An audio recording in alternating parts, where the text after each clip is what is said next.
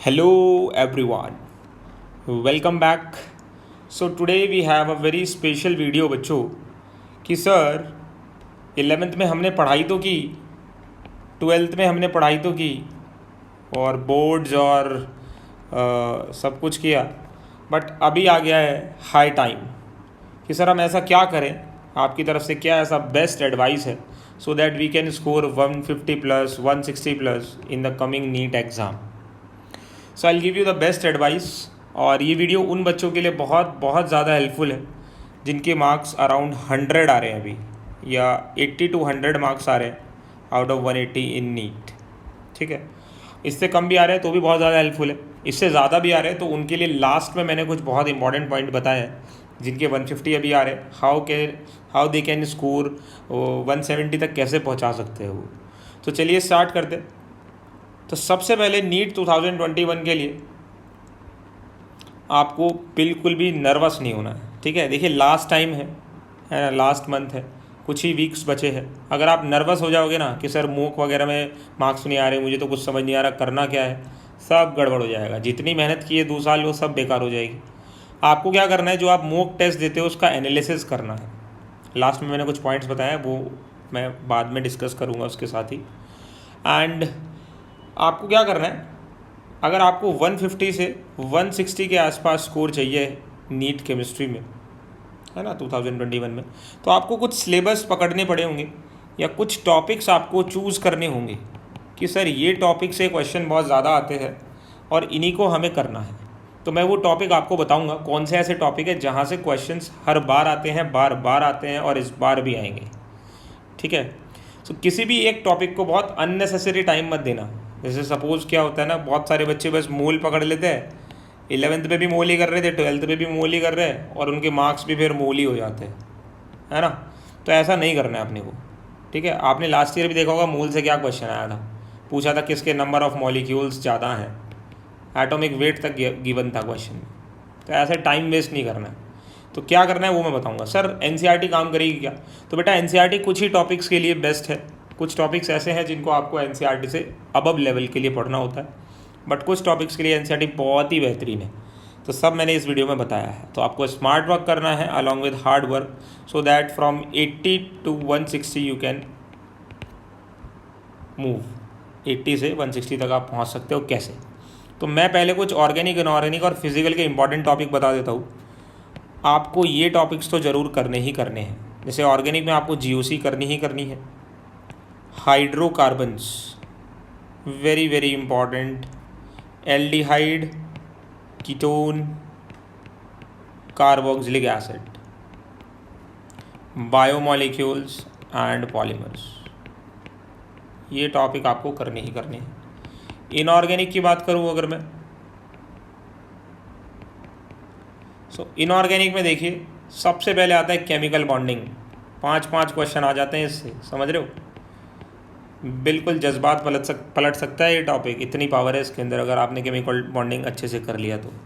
फिर block chemistry, SPDF, जिसके लिए NCERT is more than enough, along with some आपके जो क्वेश्चंस आपने किए होंगे आज तक प्रैक्टिस. फिर कोऑर्डिनेशन कंपाउंड्स, इसके तो भूल ही मत जाना, बिल्कुल लड्डू क्वेश्चन आते हैं यहाँ से. और थोड़ा बहुत पीरियोडिक टेबल अगर आप अच्छे से पढ़ते हो. ठीक है, कई बार तो पीरियोडिक टेबल के बस अगर आपको एलिमेंट्स भी पता हैं उनसे भी क्वेश्चन आ जाता है, Z इफेक्टिव से क्वेश्चन आ जाता है. ठीक है, ग्रुप ब्लॉक कैसे निकालते हैं इससे भी क्वेश्चन आ जाता है. फिजिकल केमिस्ट्री की बात करूँ, सो फिजिकल के कुछ बहुत ही इंपॉर्टेंट टॉपिक्स मैं बता देता हूँ आपको, जैसे एटॉमिक स्ट्रक्चर. ठीक है, सॉल्यूशंस क्लास 12th का, लास्ट ईयर भी वो मैंगो पिकल का क्वेश्चन आया था. फिर थर्मोडाइनमिक्स, सीधे सीधे डेल्टा जी पे क्वेश्चन आ जाता है, वर्क डन पे आ जाता है. ठीक है, फर्स्ट लॉ पे आ जाता है, एंट्रोपी पे आ जाता है, वेरी इंपॉर्टेंट. इक्विलिब्रियम, तो इक्विलिब्रियम जिसने आज तक अच्छे से पढ़ा है या थोड़ा बहुत भी पढ़ा है, मैं उसी को सजेस्ट करता हूँ. जिसने कभी इक्विलिब्रियम पढ़ा ही नहीं है, अभी स्टार्ट मत करना. ठीक है, केमिकल इक्विलिब्रियम और आयनिक इक्विलिब्रियम अभी मैं बताता हूँ कि कैसे इसको पढ़ना है. और chemical kinetics again very important. Last year क्या पूछा था, फर्स्ट ऑर्डर का टी हाफ का एक्सप्रेशन बताओ, मतलब इसके भी 4 नंबर मिल रहे तो और क्या ही चाहिए. ठीक है, सो इक्विलिब्रियम में कोई बहुत बड़े बड़े क्वेश्चन करने की ज़रूरत नहीं है, आपने खुद ही पेपर का लेवल इतना ऊंचा कर दिया है, पेपर इतना हाई लेवल का नहीं आता है, ठीक है। तो पेपर का लेवल आपने ही ऊंचा किया है सोच सोच के कि बहुत टफ क्वेश्चंस आते हैं। क्वेश्चंस का पैटर्न देखो, किस लेवल के क्वेश्चंस आते हैं और उस लेवल के क्वेश्चन प्रैक्टिस करो, ठीक है। बहुत ही ज़्यादा आपकी प्रैक्टिस हो जाती है तभी आप जेई मेन के पेपर या फिर जेई मेन वाले क्वेश्चन कर सकते हो, अदरवाइज़ आप अपनी एनसीईआरटी और नोट्स पे ही स्टिक रहो, ठीक है।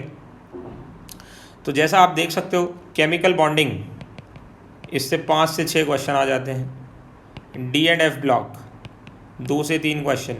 P block very important, P block से 3 से 4 क्वेश्चन आ जाते हैं। इक्विलिब्रियम 2 से 3 क्वेश्चन यहाँ से आ जाते हैं। पीरियोडिक टेबल बताओ, इससे भी 2-3 क्वेश्चन आ जाते हैं। जीओसी, आईयूपीएसी, आइसोमेरिज्म, इससे भी 5 से 6 क्वेश्चन आ जाते हैं। एटॉमिक स्ट्रक्चर 2 से 3 क्वेश्चन। सॉल्यूशंस ये तो करना है 1 से 2 क्वेश्चन। कोऑर्डिनेशन कंपाउंड अभी रिसेंटली हुआ होगा, अच्छे से तैयार तुम्हारा, 3 से 4 क्वेश्चन। इलेक्ट्रोकेमिस्ट्री अगेन 2 से 3 क्वेश्चन। थर्मो अगेन 2 से 3 क्वेश्चन। गैसियस स्टेट अगेन 2 से 3 क्वेश्चन। तो अगर आप इन सारे टॉपिक्स को काउंट करो, टोटल 11-12 टॉपिक होंगे ये, और यहाँ से जो पेपर आता है वो 135 से लेके 145 मार्क का पेपर आता है। तो सबसे पहले आपको यही टॉपिक करने हैं, सबसे पहले आपको यही टॉपिक करने हैं। तो इससे क्या होगा, बेसिक आपका तैयार हो जाएगा बिल्कुल, ठीक है। इसमें पॉलीमर भी ऐड कर लेना, पॉलीमर एंड बायोमोलिक्यूल्स। तो आपके 140 मार्क्स यहाँ से पक्के हो जाएंगे। इससे आगे चलें अगर,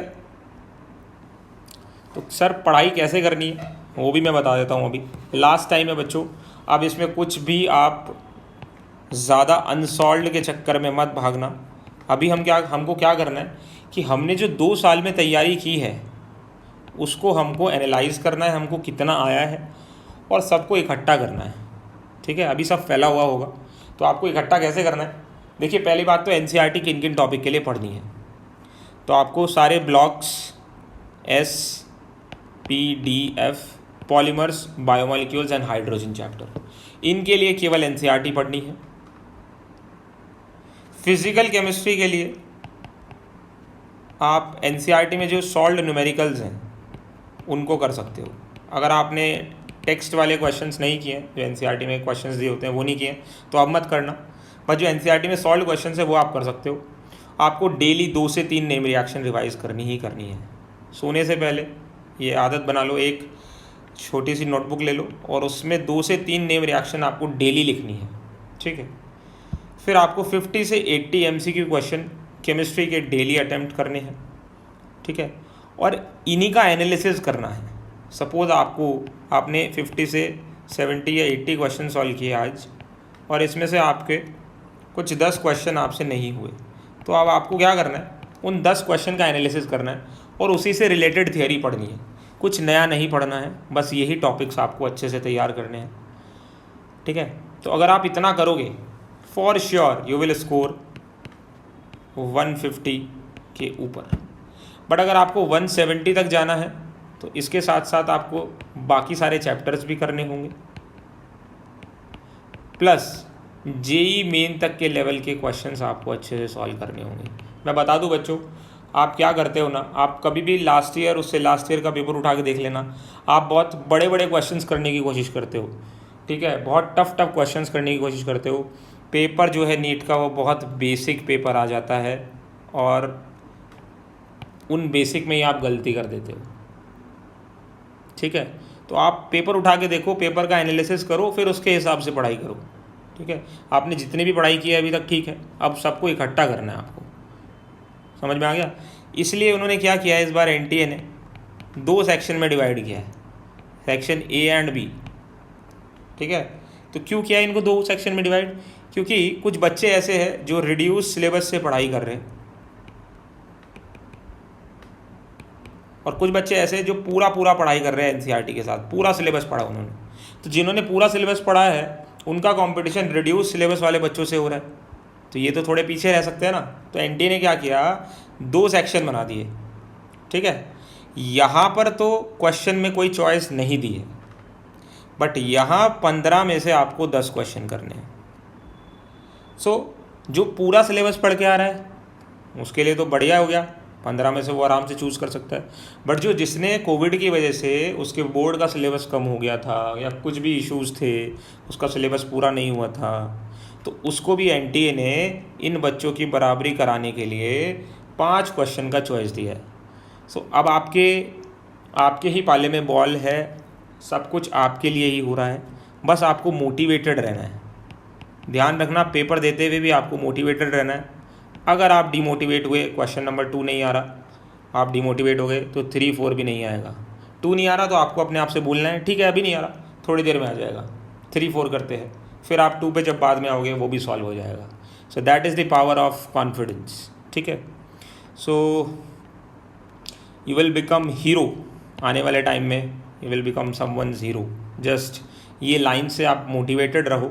and if you want any help related to chemistry, आप कमेंट सेक्शन में मुझे बता सकते हो कि सर इस चीज़ से रिलेटेड हमको कुछ शॉर्ट नोट्स चाहिए, शॉर्ट ट्रिक चाहिए। So I will give my best to cover all of them. And thank you so much. If you like this video please share to other students and like का button ज़रूर दबाना। थैंक you so much.